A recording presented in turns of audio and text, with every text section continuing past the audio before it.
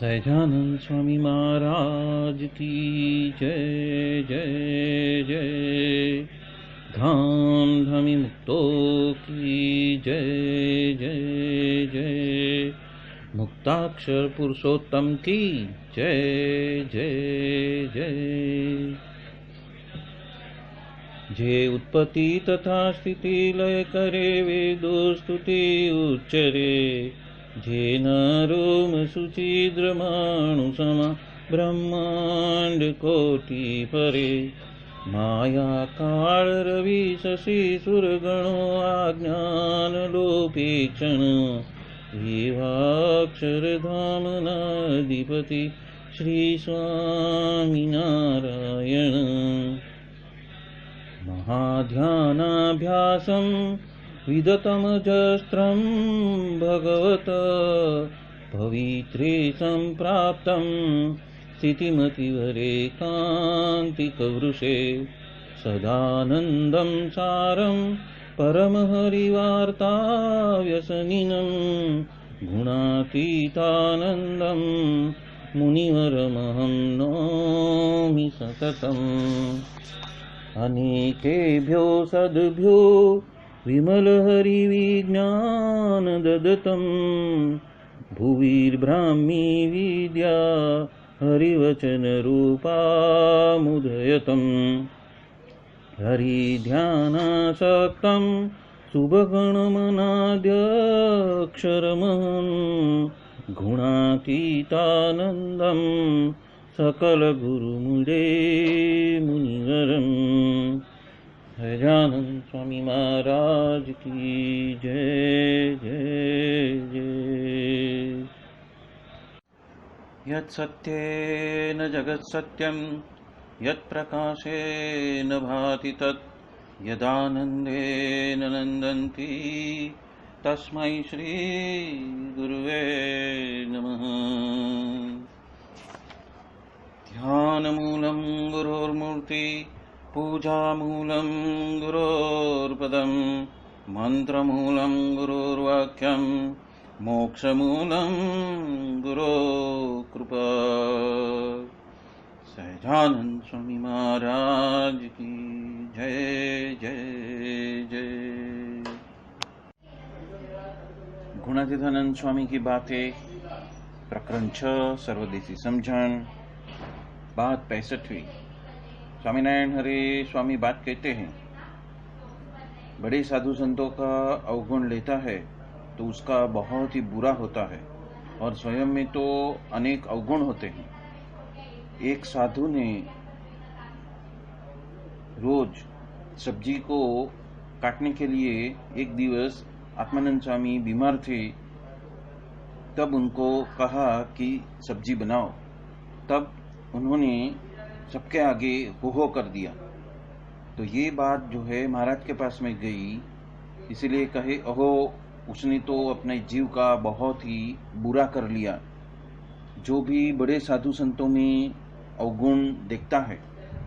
और मुक्तानंद स्वामी खाना खा रहे थे तो एक व्यक्ति ने ऐसा चिंतन किया कि ये बड़े साधु इस तरह से क्यों खाना खा रहे हैं।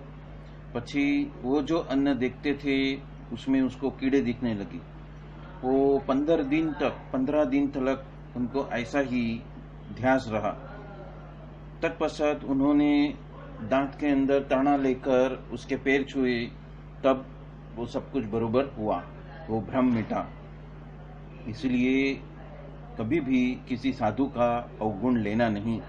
अरे कितने लोगों ने तो गोपालानंद स्वामी की बात झूठी है ऐसे कहते थे, वो भी गए, वो भी हमने देखा है। तो यहाँ पे गुणातीतानंद स्वामी ने किसी साधु संत के बारे में अवगुण कोई भक्त ले लेता है या तो सहाध्यायी भी ले लेता है, उसके साथ में रहने वाला साधु संत भी लेता है, तो उसकी क्या दशा होती है वो बात यहाँ पे गुणातीतानंद स्वामी बता रहे हैं। ऐसी ही बात गुणातीतानंद स्वामी ने स्वामी की बातों के प्रकरण 1 में 164वीं बात में कहा है कि बड़े साधुओं का अवगुण वो तो क्षय रोग जैसा है। उपरांत स्वामी की बातें प्रकरण 3 की 36वीं बात में भी कहा है कि जिन्होंने बड़े बड़े साधुओं का अवगुण लिया है उसके वजह से वो तो भूत की योनि को प्राप्त हुए हैं। उपरांत यदि कोई ऐसा होएगा तो वो भी ऐसा ही प्राप्त करेगा, और पाप के वजह से वो विष्ठा खाएगा और लघु शंका पिएगा। ऐसा दुख को उसको भुगतना पड़ेगा, पर सुख तो उसको होएगा ही नहीं। उपरांत स्वामी की बात प्रकरण 6 में 121वीं बात में कहते हैं कि ऐसे साधु का यदि अवगुण लेता है तो कम हो जाता है और जड़ हो जाता है, मतलब कि उसकी अधोगति होती है और जड़ जैसा हो जाता है। स्वामी की बात की प्रकरण 6 की 239वीं बात में भी गुणातीतानंद स्वामी कहते हैं कि बड़े साधु का अवगुण लेता है तत्पश्चात उसका बहुत ही बुरा होता है। और उसी तरह स्वामी की बात है प्रकरण 14 की 117वीं बात में कहा है कि जो भी बड़े साधु संतों का अवगुण लेगा उसका जीव तो है जल जाएगा, मतलब कि नष्ट हो जाएगा। ये बात गुणातीतानंद स्वामी ने अपनी बातों में बार बार कही है और हमें सचेत किया है कि गलती से भी हम ये गलती करें नहीं।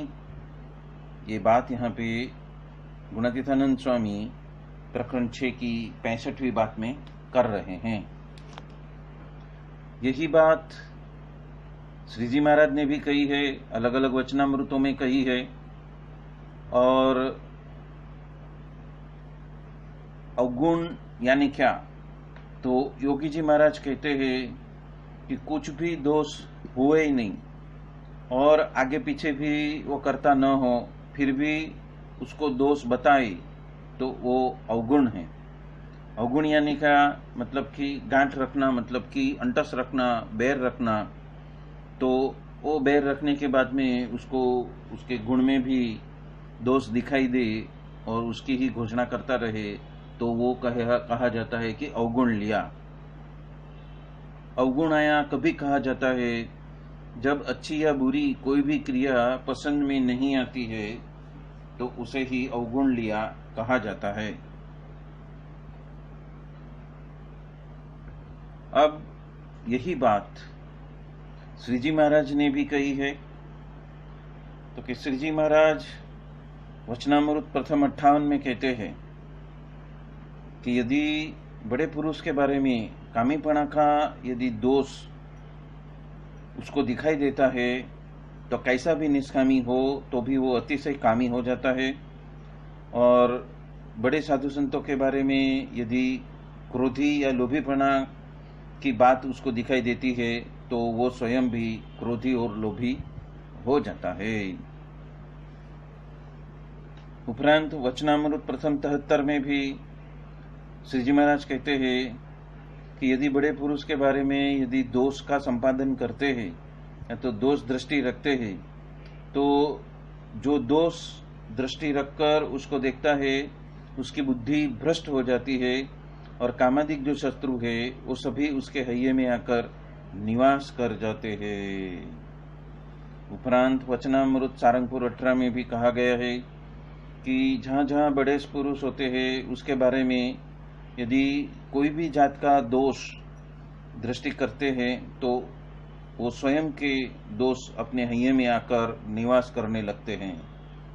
उसी तरह ही वचनामृत प्रथम 67 में भी, उपरांत वचनामृत लोया प्रथम में भी और उपरांत वचनामृत मध्य 46 में भी ऐसे दोष दर्शन करने वाले व्यक्ति का क्या हालत होता है वो बताया हुआ है श्री जी महाराज ने।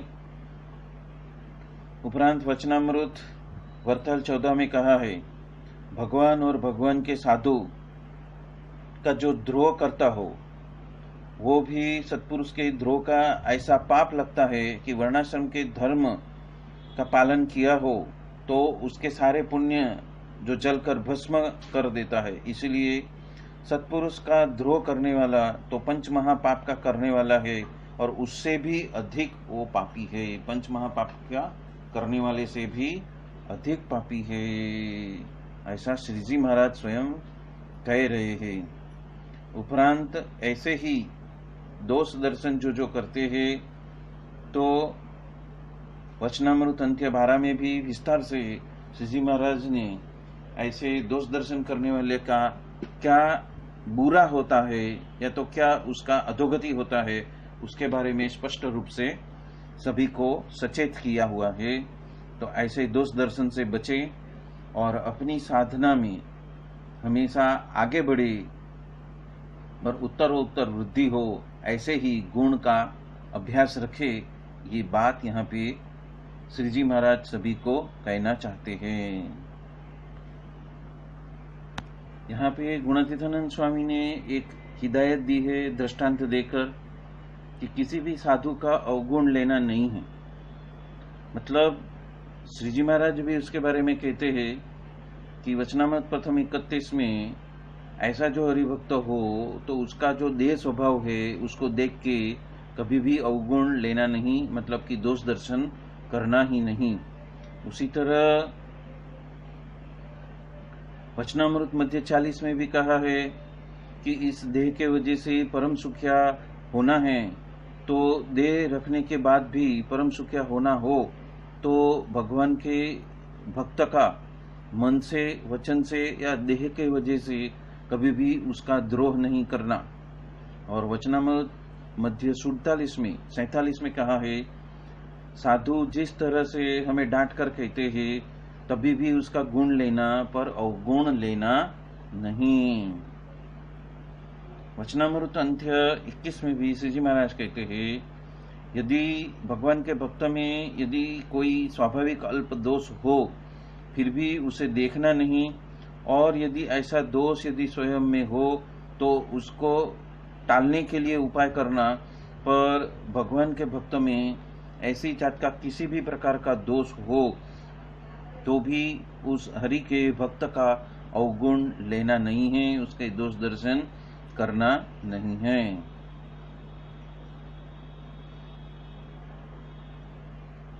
गुणातीतानंद स्वामी भी इसी के ऊपर स्वामी की बात प्रकरण 2 की 132वीं बात में कहते हैं कि सेवा तो अपनी श्रद्धा के हिसाब से योग्य रीत से करनी, पर असेवा तो नहीं करनी। यह असेवा माने क्या कि अवगुण लेना, किसी का भी अवगुण लेना। स्वामी की बात प्रकरण 4 की 136वीं बात में भी कहते हैं, फलाना ऐसा है और फलाना ढिकना है। इसी तरह से भगवान के भक्त का दोष न कहना, हमें उसके बारे में क्या करना है, उसको यह बात तो किसी को समझ में आती नहीं है, पर आगे समझ में आएगी। तो उसकी जल्दबाजी क्या है और कहाँ हमें भाग के जाना है, पर किसी का दोष तो कहना नहीं और देखना भी नहीं। स्वामी की बात प्रकरण 5 की 223वीं बात में भी गुणातीतानंद स्वामी कहते हैं, हरि भक्त में तथा साधु में रजोगुणी, तमोगुणी और सत्वगुणी क्रिया सब होता है, तो वो देखकर अवगुण कभी भी लेना नहीं है। उपरांत स्वामी की बातें प्रकरण 6 की 110वीं बात में भी गुणातीतानंद स्वामी कहते हैं, सेवा होती है तो करनी, नहीं तो हाथ जोड़ना, पर अवगुण तो लेना ही नहीं। स्वामी की बातें प्रकरण 8 की 249वीं बात में कहते हैं, जिसे भगवान के धाम में जाना हो उसे किसी भी प्रकार का किसी का भी दोष लेना नहीं है। स्वामी की बातों की प्रकरण 9 की 4थी बात में भी कहते हैं, गुणातीतानंद स्वामी कहते हैं कि देहधारी है तब तक तो दोष तो होता ही है, इसीलिए किसी का भी यह दोष देखना ही नहीं। कोई कैसा खाता है, कोई पथारी कैसे बनाता है, पर उसका भी अभाव लेना नहीं। स्वामी की बातों में प्रकरण 10 के 103वीं बात में कहा गया है, सत्संग में किसी को थोड़ा ज्ञान होता है और किसी को ज्यादा ज्ञान होता है। किसी को मंदिर की क्रिया रूप भक्ति करने की आती है और किसी को नहीं आती है। कोई आलसू होते हैं, कोई प्रमादी होते हैं, कोई आज्ञा उपासना में एकदम शुद्ध होते हैं और बड़े बड़े संतों का अभाव न हो तो भी जैसे है वैसे, तो भी उसका अवगुण नहीं लेना है। ये बात यहाँ पे गुणातीतानंद स्वामी सबको कह रहे हैं। ब्रह्मस्वरूप परम पूज्य श्री योगी जी महाराज भी कहते हैं कि जिस तरह से जहर पीने का अखतरा हम करते ही नहीं हैं, उसी तरह से अभाव अवगुण रूपी रास्ता को हमें अखत्यार करना ही नहीं है। उसको सदंतर ही हमेशा के लिए वो दृष्टि को बंद कर देना है। उपरांत वो कहते हैं कि श्री जी महाराज भी वचनामृत में हर पन्ने पन्ने पे कह रहे हैं कि अभाव अवगुण में पड़ो ही मत, वो आपका अधिकार ही नहीं है। कि महाराज भी स्वयं ये सब देखते नहीं हैं, इसलिए ये जो दृष्टि है उसको बंद ही कर देनी।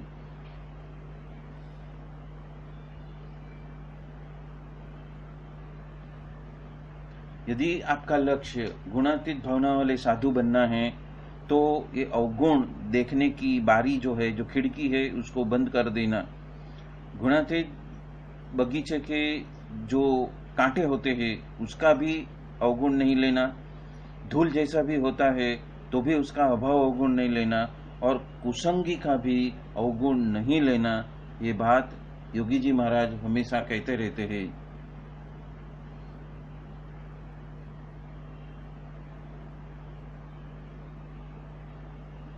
अभाव अवगुण तो किसी का लेना ही नहीं है, क्योंकि रचकन तो बदलती ही रहती है। यहाँ पे पुद्गल की बात की है, स्वभाव की, या तो पास्ट कर्म के जो बीज है जो बाहर निकलते हैं, उसके वजह से सत्व रूप, तमो रूप और रजस रूप के जो स्वभाव है या तो क्रियाएं हैं वो बाहर निकलती रहती है। ऐसे पुद्गल जब भी निकलते हैं तब तक वैसा वैसा स्वभाव दिखाई देता है, प्रतीत होता है, फिर भी अभाव अवगुण तो किसी का लेना ही नहीं है। यदि किसी का अभाव आपने ले लिया या तो अवगुण ले लिया तो अक्षरधाम पहुंचने का रास्ता आपका बंद हो जाएगा और महाराज आपको अक्षरधाम में प्रवेश देंगे नहीं। इसलिए किसी का भी अवगुण लेना नहीं है।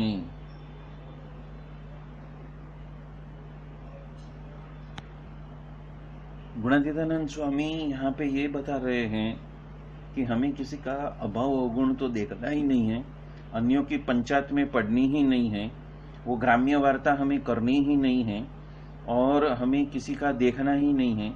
यदि हम यहाँ पे हमारे स्वयं का ही कल्याण करने के लिए आए हैं तो सिर्फ सत्संग किया करें और स्वयं का दोष देखे, और जो दोष दिखाई देता है या तो प्रतीत होता है उसको सुधार के अपने आत्मा का उन्नत करने के लिए ही लग जाए।